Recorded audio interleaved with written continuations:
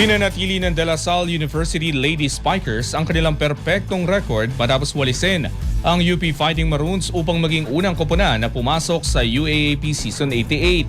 Ang ibang detalye alamin sa pag-abante ni Sheila Salaysay.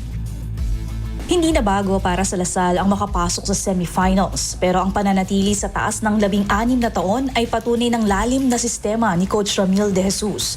Kahit may mga mawawalang senior, sinisigurado ng Taft-based squad na ang bawat papasok na player ay handang mag-adapt at magpatuloy ng kanilang nasimulan.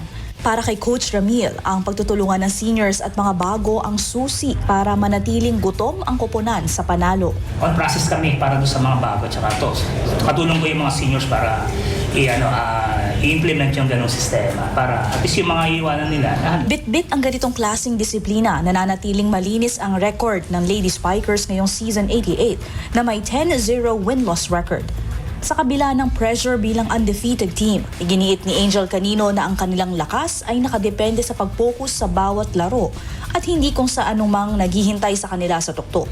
Nagfo-focus kami doon sa one game at a time and kung anong pwede namin gawin, baguhin as a team and individual talaga. Ang kolektibong effort na ito ay nagbunga ng isang dominanting 25-15, 25-18, 25-20 sweep laban sa UP para itala ang kanilang ikasampung sunod na panalo, kung saan bumida sina Shevana Lapot at ang rookie na si Eshana Nunag.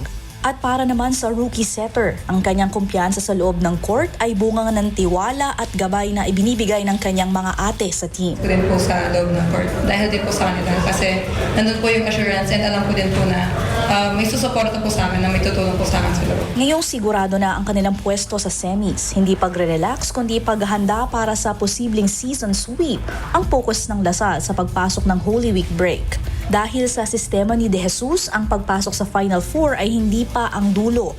Ito ay hakbang lamang para sa pagbawi ng corona pabalik sa TAF. Ako si Sheila Salaysay, Abante.